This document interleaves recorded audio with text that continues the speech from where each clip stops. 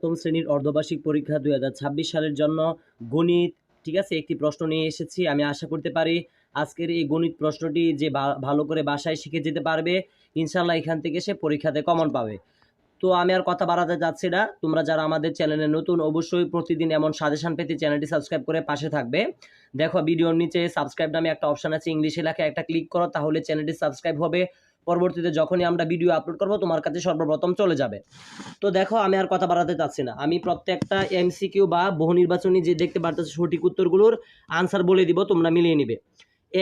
এক নাম্বারের উত্তর হবে ক, দুই নাম্বারের উত্তর হবে খ, তিন নাম্বারের উত্তর হবে খ, 4 নাম্বারের উত্তর হবে ঘ, 5 নাম্বারের উত্তর হবে ঘ, 6 নাম্বারের উত্তর হবে গ, 7 নাম্বারের উত্তর হবে ঘ, 8 নাম্বারের উত্তর হবে ঘ, 9 নাম্বারের উত্তর হবে গ, 10 নাম্বারের উত্তর হবে খ, 11 নাম্বারের উত্তর হবে গ, 12 নাম্বারের উত্তর হবে গ, 13 নাম্বারের উত্তর হবে গ, 14 নাম্বারের উত্তর হবে ঘ, 15 নাম্বারের উত্তর হবে ক, 16 নাম্বারের উত্তর হবে গ। তারপরে দেখো 17 নাম্বারের উত্তর হবে 17 নাম্বারের উত্তর হবে কিন্তু তোমার খ, 18 নাম্বারের উত্তর হবে খ, 19 নাম্বারের উত্তর হবে ক, 20 নাম্বারের উত্তর হবে খ, 21 নাম্বারের উত্তর হবে গ, 22 নাম্বারের উত্তর হবে ঘ, 23 নাম্বারের উত্তর হবে গ, 24 নাম্বারের উত্তর হবে ঘ, 25 নাম্বারের উত্তর হবে গ, 26 নাম্বারের উত্তর হবে ক, 27 নাম্বারের উত্তর হবে ক, 28 নাম্বারের উত্তর হবে গ, 29 নাম্বারের উত্তর হবে গ, 30 নাম্বারের উত্তর হবে ঘ।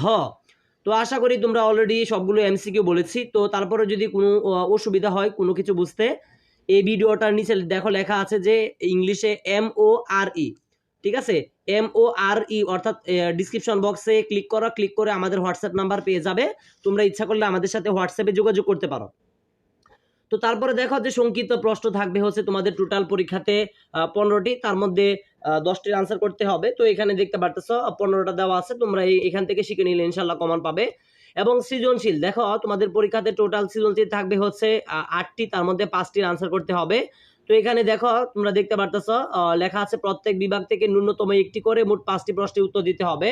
ক বিভাগ, খ বিভাগ, তারপরে দেখো গ বিভাগ এবং দেখো ঘ বিভাগ, ঠিক আছে। দেখো ক বিভাগ হচ্ছে পাটিগণিত, খ বিভাগ হচ্ছে বীজগণিত, ঠিক আছে, গ বিভাগ হচ্ছে জ্যামিতি, তারপরে দেখো যে ঘ বিভাগ হচ্ছে তত্ত্ব উপাত্ত, ঠিক আছে।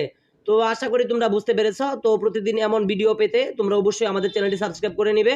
তো আমি আর এগুলো বলে সময় নষ্ট করতে চাচ্ছি না, এগুলো তোমরা বই থেকে বা গাইড থেকে খুঁজে বের করে এগুলো ইনশাল্লাহ শিখে নেবে, ইনশাল্লাহ এগুলোর ভিতর থেকে থাকবে। তো আসসালামু আলাইকুম ওয়া রাহমাতুল্লাহি ওয়া বারাকাতুহু।